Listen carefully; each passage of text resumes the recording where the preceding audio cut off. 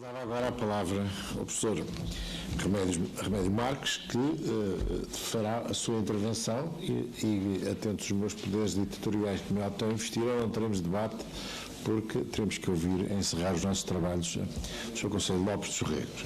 Portanto, Remédio Marques tem a floor is yours. Muito obrigado, Sr. Presidente, bastonário, a quem agradeço a dádiva e a dação da palavra. Cumprimento os meus companhões de route, não apenas os que estão na mesa, o conselheiro Dr. Armindo Ribeiro Mendes, mas também os da plateia, e aproveito para também agradecer à Sociedade de Advogados, aqui representada pelo Dr. João Correia, este convite. Minhas senhoras, meus senhores, embora eu esteja muito limitado, e estamos todos limitados temporalmente, eu não deixo sempre de lembrar, quando comecei a ensinar processo civil, da seguinte injunção: os direitos fundamentais estão quase sempre processualmente dependentes. Às vezes, o processo civil é um pré-efeito da conformação do direito fundamental. E nós, ao olharmos para os antigos artigos 1474 e 1475 do Código de Processo Civil, a propósito da tutela da personalidade, nós víamos claramente essa insuficiência enquanto procedimento judicial de garantia do artigo 70, número 2 do Código Civil, porque o artigo 70, número 2, no domínio da tutela dos direitos de personalidade, prevê, naturalmente, que possam ser decretadas, pedidas e decretadas providências tendentes a evitar a consumação da ameaça ou a atenuar os efeitos da ofensa já cometida. Todavia, para alcançar essa forma de tutela, o então artigo 1474 e 1475 do Código de 61 padecia de uma notória e, julgo consensual, exiguidade aplicativa. Para além disso, havia também um diminuto setor normativo da realidade que ele era suscetível de atingir. Para além disso, colocavam-se problemas de, se hoje é sexta-feira e se amanhã, por exemplo, o Jornal Expresso, cuja edição, hoje este exemplo já é impossível de ser, mas a edição é encerrada às 10 da noite, se irá publicar uma notícia que me dissesse respeito, que pudesse atingir a minha honra ou a minha reputação, eu não tinha hipótese nenhuma de tentar parar essa publicação, a não ser usar o procedimento cautelar. Portanto, todas estas medidas destinadas a garantir a eficácia irradiante do artigo 70 do Código Civil eram as mais das vezes, ou quase sempre, processualmente instrumentalizadas por via das providências cautelares. Só que havia um problema. Muitas vezes o requerente da providência cautelar não desejava mais senão obter a condenação na abstenção dessa conduta, ou na cessação, caso essa lesão já tivesse sido consumada. Todavia, era obrigado a não apenas demonstrar os requisitos gerais da procedibilidade de uma providência cautelar, o fumus iuris, o periculo in mora, e mostrar que o princípio da proporcionalidade não era atingido, como também, além de ter que passar estes obstáculos, no fundo praticamente reproduzir o objeto processual colocado na ação, na providência cautelar. Ora, em muitos casos, o requerente destas medidas de tutela da personalidade humana não visa uma indemnização. Não visa ser indemnizado, visa apenas fazer cessar uma conduta ou obter uma condenação na abstenção dessa eventual conduta lesiva, demonstrando a iminência dessa lesão. Daí que o regime jurídico dos artigos 878, 879 e 880 do novo Código de Processo Civil mais não fez do que alargar esse setor normativo da tutela da personalidade humana.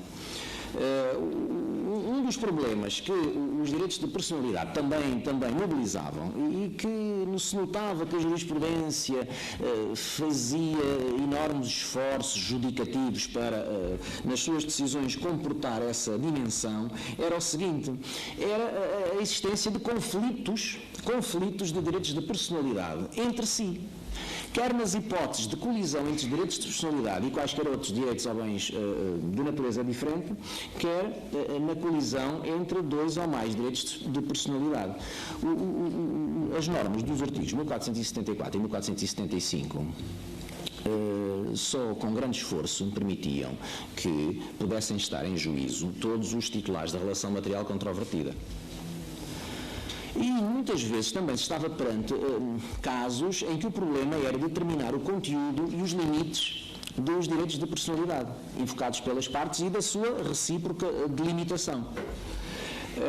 E nós sabemos que estes problemas têm a solução que resulta das medidas e do regime da colisão e do conflito de direitos. Em que nenhum dos direitos de personalidade deve prevalecer em absoluto sobre o outro, mas deve sempre ponderar-se a concordância prática e a ponderação em concreto dos direitos em conflito. Portanto, estávamos perante relações jurídicas e situações jurídicas materiais controvertidas poligonais em relação às quais o 1474 e 1475 não dava resposta satisfatória. E, além disso, também foi intenção da Comissão dar e incorporar, materializar no novo Código de Processo Civil dimensões da civilização do século XXI, do combate dos pequenos, dos minúsculos contra os grandes. E os grandes são os poderes económicos, é a contratação em massa, é a despersonalização dos negócios jurídicos, do tráfego em massa. Então, se nós podemos de um momento para o outro ver as nossas comunicações à distância serem, por exemplo, desligadas e podermos ficar, por exemplo, sem internet, e há pessoas que vivem não apenas a jogar, não apenas a comunicar no Facebook, têm a sua vida, consultam status bancários, fazem operações através da internet, seja internet nos tablets, em qualquer dispositivo corpóreo, seja em casa. As pessoas têm TV a cabo e, de um momento para o outro, como é que podem reagir perante uma cessação abrupta destes meios de comunicação e de informação à distância? Não podem. Daí que o regime das providências cautelares também não ajudava muito. O inquilino que mora no quarto andar, o elevador está avariado e tem problemas de saúde, de respiração, como é que ele vai fazer? Uma providência cautelar contra o senhorio, para o senhorio ser obrigado a cumprir um dos deveres contratuais. É claro que está aqui uma dimensão não patrimonial de uma relação jurídica contratual. Vai propor uma providência cautelar? Pronto, tem que demonstrar os requisitos gerais da providência cautelar. Poderá haver inversão do contencioso? Pode, mas tem o obstáculo da demonstração dos requisitos gerais das providências cautelares, o fumus iuris, o periculo in mora e a proporcionalidade. Portanto, ele apenas pretende obter uma decisão relativamente célere, com urgência ou urgentíssima, relativamente à tutela da saúde individual, da vida, da integridade física. Portanto, é disso que estamos a falar quando olhamos para esta tutela muito irradiante, que eu estou curiosíssimo de ver atuada nos tribunais portugueses, hoje plasmada nos artigos 878 a 880. Qual é o objeto desta proteção? Sumariamente, o objeto, a Comissão apenas, no fundo, aceitando o desafio colocado pelo artigo 20, número 5 da Constituição da República Portuguesa, apenas pretendeu consagrar uma tutela da personalidade humana. humana e não a tutela da personalidade coletiva. É claro que vocês poderão obtemperar dizendo que as pessoas coletivas também beneficiam e gozam e exercitam direitos de personalidade. É claro que dentro do princípio da especialidade do fim e, por exemplo, o sigilo da correspondência. Todavia, apesar das pessoas coletivas gozarem dessas dimensões dos direitos inerentes às pessoas humanas, a Comissão entendeu que o artigo 70 do Código Civil, ao visar apenas os direitos de personalidade e o direito geral de personalidade, poderia correr o risco de fazer colonizar este processo especial, e é de um processo especial que estamos a tratar, colonizar com múltiplas ações instauradas por pessoas coletivas. Também se coloca a questão de saber se os nascituros já concebidos poderão, através dos respectivos representantes, usar este processo de tutela da personalidade. Admito que sim, na medida em que eu sou dos que partilham a ideia segundo a qual, antes do nascimento, há uma personalidade humana fragmentada, fracionada, em função de concretas tutelas previstas na lei. E, portanto, poderá acontecer que, na sequência de um acidente da gestante, o nascituro possa encontrar-se em alguma situação típica e adequada à tutela da sua personalidade enquanto ainda nascituro já concebido. Os animais. Bom, a tutela, o artigo, estas normas servem para tutelar os animais.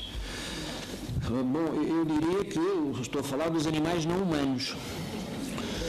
Os animais não humanos, os mamíferos, e eu estou sempre a pensar nos animais que têm autoconsciência de si. Porque além do Homo sapiens, há animais que têm autoconsciência e portanto, são esses animais com que nós, os humanos, nos devemos olhar para eles e devemos pensar se eles não poderão usar ou pelo menos os humanos não poderão desencadear esta tutela para proteger animais. Eu diria que, não obstante os seres humanos terem deveres, os animais não têm direitos. Os humanos é que têm deveres para com os animais, para com os outros animais, e quem diz animais, provavelmente os vegetais. Nós não sabemos a sensibilidade das plantas hoje, não é? Talvez daqui a 1000 anos saibamos como é que as plantas comunicam entre si. Mas, apesar de tudo, há bens de personalidade cuja realização passa pelo contacto do titular desses bens com os animais. E, portanto, estamos sempre a lembrar-nos das questões dos animais nos prédios, nas frações autónomas e nas dificuldades que os regulamentos dos condomínios podem colocar. Eu não estou a falar do projeto de lei que andava para aí circular há 7 anos atrás, eu estou a falar, e lembro-me, dos regulamentos dos condomínios. Então, portanto, diria que se a personalidade humana é diretamente afetada numa ofensa já consumada ou atenta à iminência dessa ofensa relativamente a este bem de personalidade que tem a ver com os deveres que os seres humanos têm para com os animais, naturalmente poderá formar-se e colocar-se a causa de pedir nestes termos no âmbito de um processo deste teor.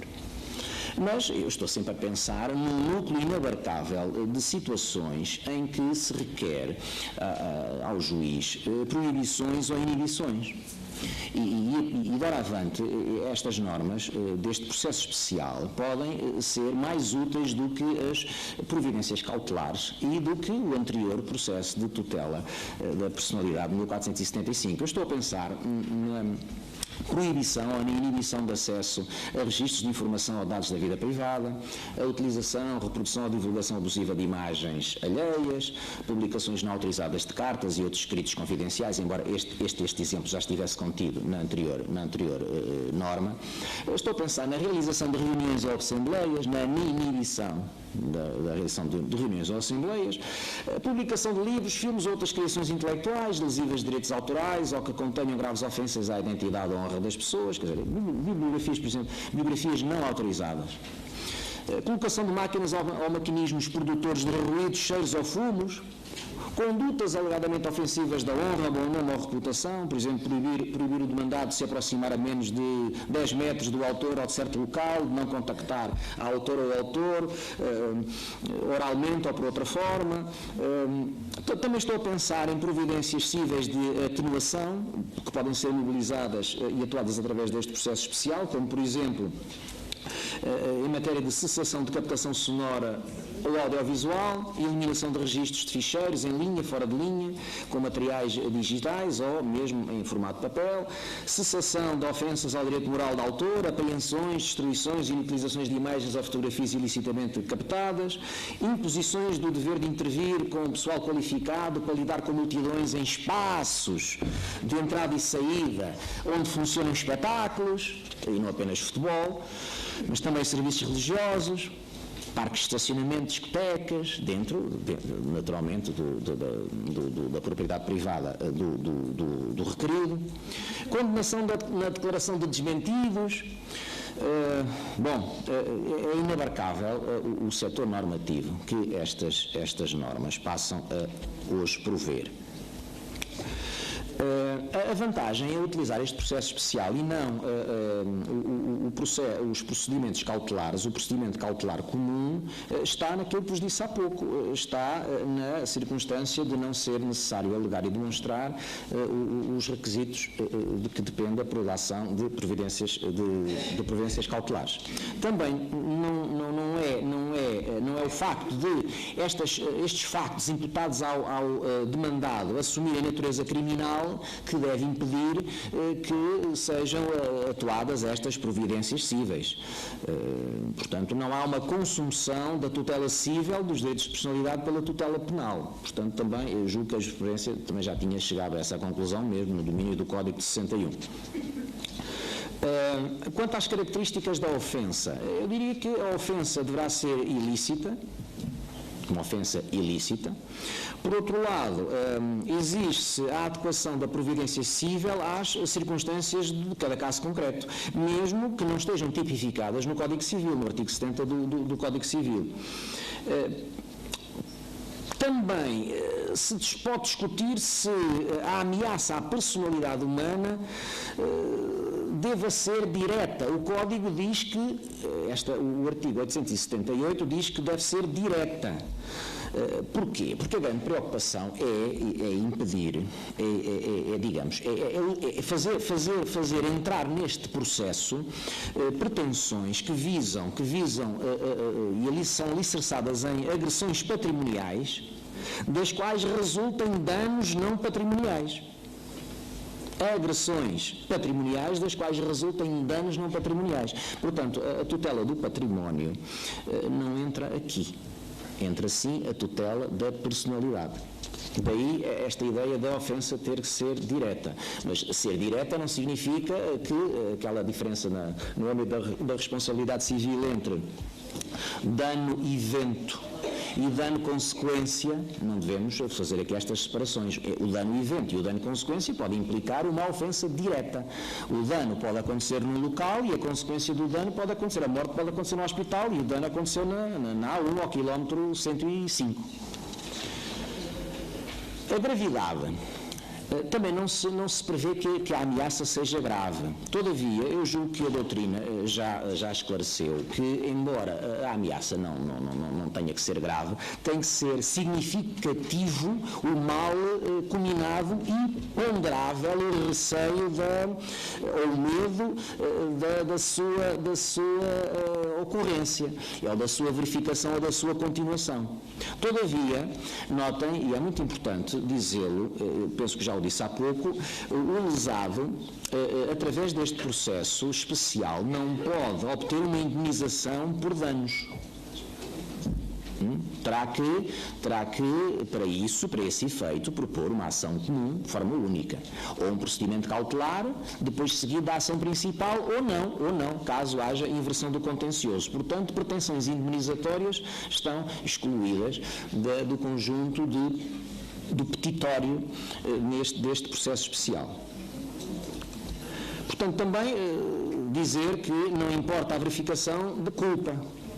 por parte do demandado, já que os pressupostos das providências do número 2 do artigo 70 do Código Civil não se confundem com os pressupostos da responsabilidade civil do 483 do Código Civil. Portanto, também não vamos aqui alegar e demonstrar e exigir a demonstração de culpa. Relativamente à tramitação, a sequência que a Comissão engendrou neste processo especial, que não foi de resto objeto de substanciais alterações na sua tramitação no Parlamento, é uma sequência de atos que decorre desde logo do artigo 111 do Código do Processo dos Tribunais Administrativos e Fiscais. E também se procedeu a uma articulação deste trâmite com a tramitação prevista no antigo artigo 400 do Código de Processo Civil, agora artigo 385 do Código atual, em matéria de alimentos provisórios. Portanto, foi aqui uma mistura que se tentou harmonizar para criar esta tramitação do 879, prevista nos vários números, nos 6 números do 879, o 111 do Código de Processo dos Tribunais Administrativos e o atual 385 em matéria de alimentos, a providência cautelar de alimentos provisórios. Notem que eu diria que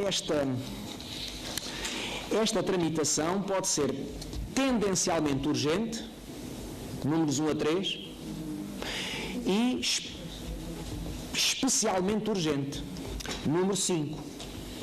No número 5 do artigo 879 determina e prevê que pode ser proferida uma decisão provisória irrecorrível e sujeita a posterior alteração ou confirmação no próprio processo, desde que estejam reunidos, para além do Tribunal reconhecer a possibilidade de lesão iminente e irreversível, desde que razões justificativas da especial urgência impuserem o decretamento da providência sem audiência prévia do demandado e o Tribunal possa formar pelo menos uma convicção superficial, ainda superficial, não muito segura, sobre a existência da lesão. Portanto, o Tribunal, querendo, pode decidir em poucas